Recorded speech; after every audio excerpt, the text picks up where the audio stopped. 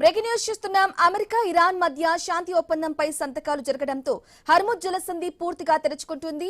ఇక్కడ ఇరాన్ నౌకల రాకపోకలపై విధించిన దిగ్బంధనాన్ని America ఎత్తివేసింది. US central command ఈ విషయాన్ని వెల్లడించింది. అమెరికా అధ్యక్షుడు ట్రంప్ ఆదేశాలతో ఇరాన్ ఓడరేవులు, తీర ప్రాంతాలకు రాకపోకలు సాగించే అన్ని నౌకలపై విధించిన దిగ్బంధనాన్ని ఎత్తివేశామని తెలిపింది. ఇరాన్ ఓడరేవుల్లో రాకపోకలకు అమెరికా దళాలు ఆటంకం కలిగించవని స్పష్టం చేసింది.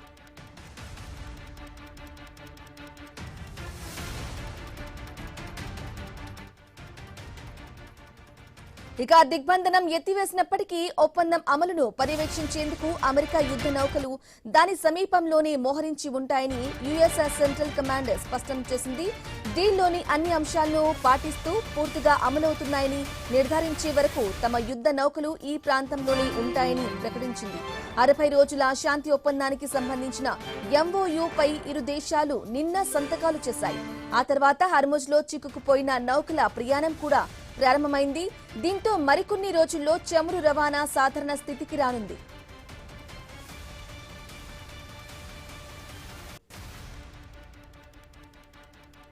ఇక అమెరికా అధ్యక్షుడు జేడీ వాన్స్ కీలక వ్యాఖ్యలు చేశారు. శాంతి ప్రణాళిక అమెరికాకు మంచి ఫలితాలు ఇస్తుందన్నారు. అంతర్జాతీయ మార్కెట్లో ఆయిల్ ధరలు తగ్గాయన్నారు. నిన్న హర్ముజ్ లో 1.25 కోట్ల బ్యారెళ్ల చమురు రవాణా జరిగిందని వెల్లడించారు. అమెరికాలో పెట్రోల్ ధర గ్యాలన్ కు $4 కంటే దిగువకు పడిపోయిందన్నారు. అలాగే ఆయిల్ ధరలు మరింత తగ్గే అవకాశం ఉందన్నారు.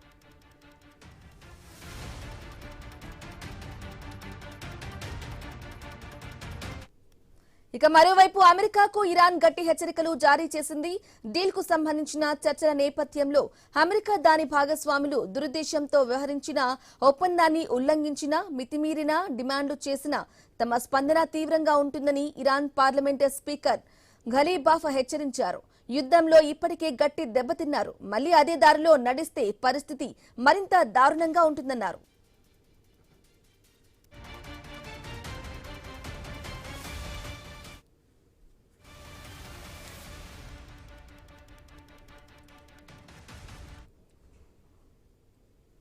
రైట్గా అమెరికా ఇరాన్ మధ్య శాంతి ఒప్పందంపై సంతకాలు జరగడంతో హర్ముజ్ జలసంధి పూర్తిగా తెరుచుకుంటుంది. ఈ విషయానికి సంబంధించి వారి విశ్లేషణను అందించడానికి మనతో పాటు ప్రముఖ రాజకీయ విశ్లేషకులు మన్యం కోటేశ్వరరావు గారు జూమ్ లైవ్ లో సిద్ధంగా ఉన్నారు. నమస్కారం మన్యం కోటేశ్వరరావు గారు. హర్ముజ్ జలసంధిలో నౌకల రాకపోకలు షురు, నిజంగా ఇది అందరికీ ప్రపంచవ్యాప్తంగా ఒక గుడ్ న్యూస్ అనే చెప్పుకోవాలి. మీరేమంటారు? ఖచ్చితంగా మంచి వార్తే.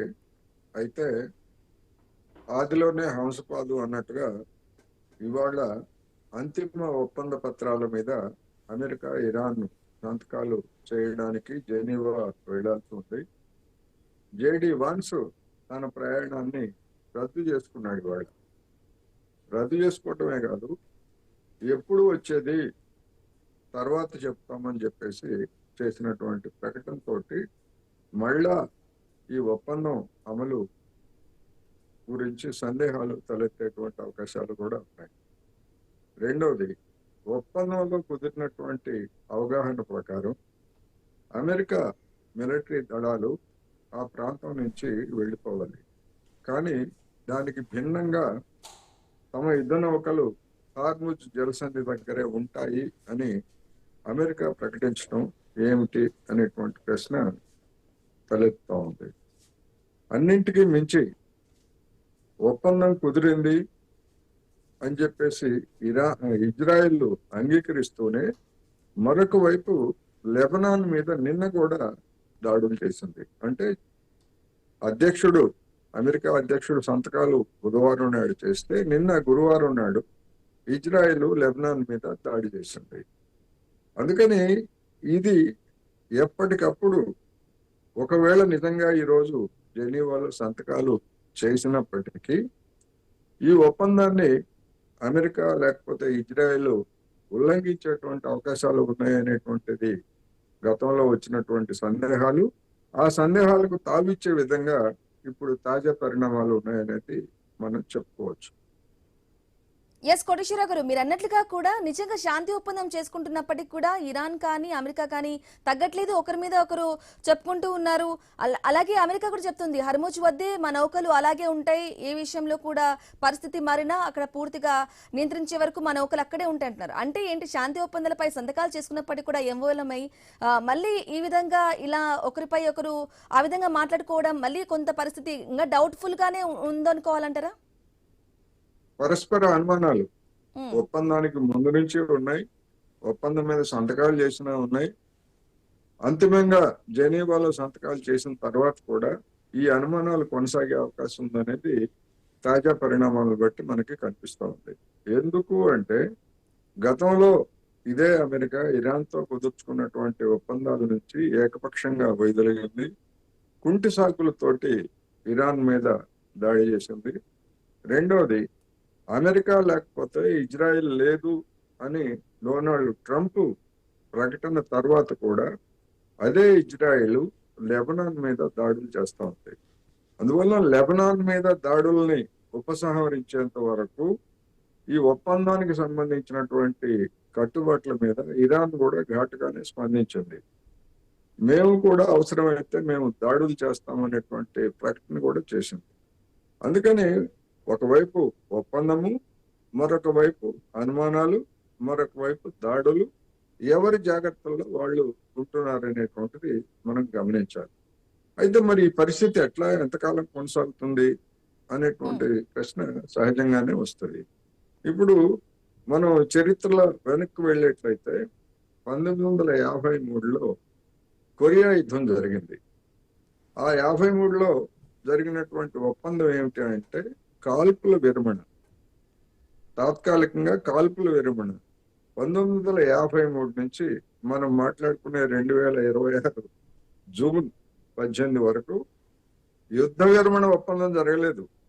కొరియా యుద్ధానికి సంబంధించి కాల్పుల విరమణ అనేటువంటిది సాగుతా ఉంది, అదే కంటిన్యూ అవుతా ఉంది. అదే విధంగా ఇప్పుడు ఇరాన్ అమెరికా వ్యవహారంలో కూడా ఈ తాత్కాలిక యుద్ధ కాల్పుల విరమణ అనేటువంటి ఒప్పందాన్ని మరి అట్లాగే అంటే ఎవరికి వారు జాగ్రత్తలు పడుతూ ఫర్దర్ గా వివాదాన్ని సంక్లిష్టం గావించకుండా ఎవరి మేరకు వాళ్ళు ఇదే విధమైనటువంటి పద్ధతుల్లో కొనసాగిస్తారా అనేటువంటి అనుమానాలు కూడా ఇప్పుడు తలెత్తుతున్నాయి. ఎందుకు అంటే అనివార్యమైనటువంటి పరిస్థితుల్లో డొనాల్డ్ ట్రంప్ ఇజ్రాయెల్ నెతన్యాహుకి ఎన్నికలు రాబోతున్నాయి కొద్ది నెలల్లో. అక్టోబర్ లో ఇజ్రాయెల్ పార్లమెంట్ ఎన్నికలు, నవంబర్ లో అమెరికా మధ్యంతర ఎన్నికలు. ఈ రెండు ఎన్నికల్లో కూడా ఈ యుద్ధం చేసినటువంటి కారణంగా, బాధ్యతారహితంగా వ్యవహరించినటువంటి కారణంగా ఆ ఇద్దరు నాయకత్వం వహించేటువంటి పార్టీలకు ఎదురు దెబ్బ తగులుతుంది అనేటువంటి వాతావరణం కూడా వచ్చింది. ఈ ఒప్పందం కుదిరిన తర్వాత ఇజ్రాయెల్లో నెతన్యాహు మీద తీవ్రమైనటువంటి నిరసనలు వెల్లడవుతున్నాయి. మీరు ఏమి సాధించారని చెప్పేసి ఇరాన్ తో ఒప్పందం చేసుకున్నారు అనేటువంటి ప్రశ్నలు తలెత్తుతున్నాయి. ఇదే ప్రశ్న అమెరికాలో కూడా ప్రారంభమైంది. అందుకనే జేడి వ్యాన్స్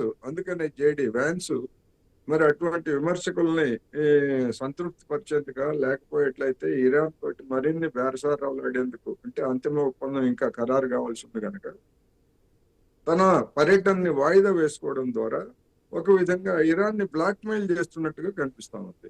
కారణం ఏమిటంటే కారణం ఏమి చెప్పట్లేదు. ఇరాన్ ఏమన్నా ఉల్లంఘించిందా ఒప్పందాన్ని? చెప్పట్లేదు. అందుకని మళ్ళా ఏదో తెర వెనకాల ఏదో కథ నడుస్తూ ఉంది, ప్రారంభమైంది. ఈ కథ ఏమిటి అనేటువంటిది మనకి ఈ రోజు లేకపోతే రేపైనా కానీ వెల్లడయ్యేటువంటి అవకాశం ఉంది. కానీ కంటిన్యూ చేద్దాం ఒక షార్ట్ బ్రేక్ తర్వాత. Back to news. America Iran మధ్య శాంతి ఒప్పందంతో లైన్ అయితే క్లియర్ అయింది. ఈ విషయానికి సంబంధించి డిస్కషన్ కంటిన్యూ చేస్తున్నాం. మనతో పాటు మన్యం కోటేశ్వరరావు గారు ఉన్నారు లైవ్ లో అందుబాటులో. సార్, మీరు ఇంతకు ముందు మాట్లాడినట్లు కంటిన్యూ చేస్తూ అసలు దాని వెనుక అనుమానాలు ఏవైనా ఉన్నాయనుకోవాలి, ఇంకా మనకి ఎప్పుడు క్లియర్ గా తెలిసే అవకాశం ఉందంటారు?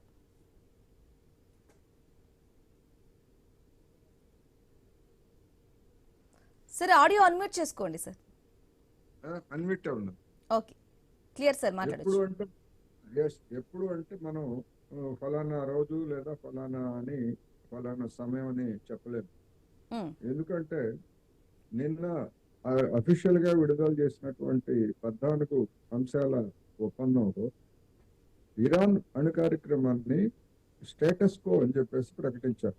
అంటే ఇప్పుడు ఏదైతే అణు కార్యక్రమం ఉన్నదో అది అంతిమంగా తేలేంత వరకు అలాగే కొనసాగుతుంది అనేటువంటిది దాని అర్థం.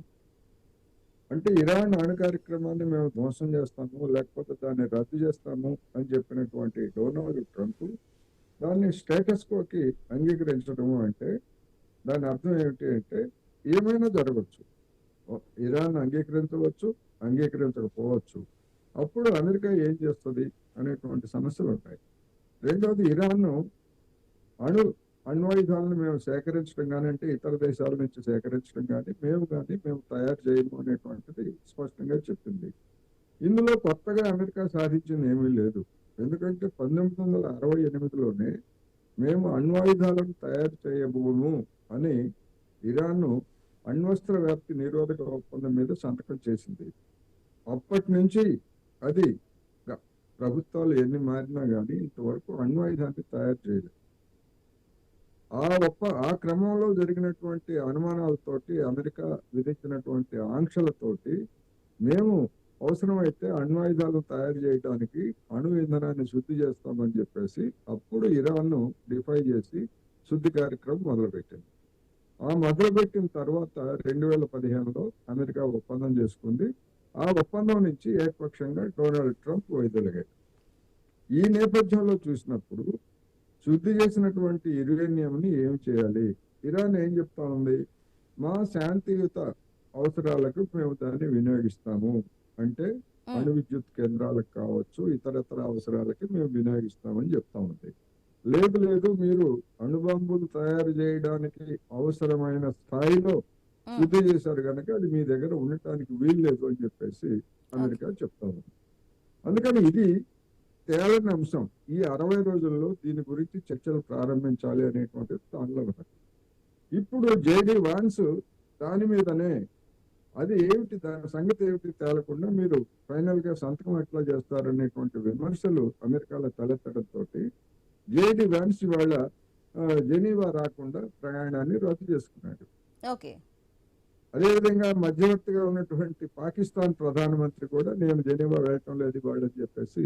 అయితే జేడీ వాన్స్ చెప్తున్నారు కదా సార్, మరి శాంతి ప్రణాళిక అమెరికాకు మంచి ఫలితాలు ఇస్తుంది. ఎందుకంటే స్ట్రైట్ ఆఫ్ హార్ముజ్ లో అన్ని నౌకలు కూడా మనకు వస్తూనే మనకు ఎటువంటి ప్రాబ్లం ఉండదు అనుకోవాలా? ఇంకా ఈ 60 రోజుల శాంతి ఒప్పందంతో క్రూడ్ ఆయిల్ కి సంబంధించి కానీ గ్యాస్ కి సంబంధించి కానీ నౌకల వరకు లేదా ఇతర కొన్ని అంశాల వరకు జేడీ వాన్స్ చెప్పినా లేకపోతే ఇరాన్ చెప్పినా అది వాస్తవం. ఎందుకంటే బ్లాకేడ్ ని కంటిన్యూ చేయడం అమెరికాకి సాధ్యం కాదు, దీర్ఘకాలికంగా ఇరాన్ కి సాధ్యం కాదు. అందుకని దాన్ని వరకు సెటిల్ చేసుకున్నారు,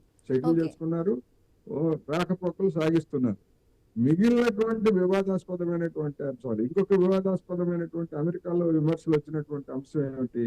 మనం ఇరాన్ని నాశనం చేస్తాము, ఇరాన్ని దెబ్బతీస్తాము అని చెప్పేసి దాడులు చేసినటువంటి మనము దాని పునర్నిర్మాణానికి లేదా ఆర్థిక అభివృద్ధికి $300 బిలియన్ మళ్ళీ మనం ప్రణాళిక అమలు జరపడం ఏమిటి అనేటువంటి ప్రశ్న అమెరికాలో డొనాల్డ్ ట్రంప్ మీద వచ్చింది. మనమే నాశనం చేసి మనమే మళ్ళీ పునరుద్ధరిస్తున్నాము, ఎందుకోసం మీరు యుద్ధం చేశారు అనేది ట్రంప్ ఎదుర్కొన్నటువంటి ప్రశ్న. Yes sir, thank you sir Manyam Koteswara గారు.